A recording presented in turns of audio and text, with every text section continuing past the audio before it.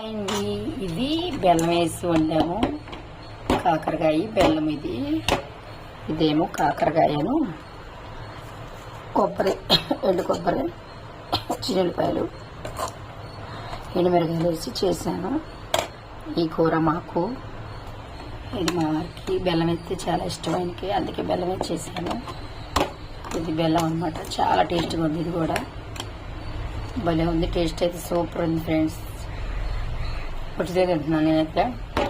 చాలా బాగుంది. ఇది మా స్పెషల్.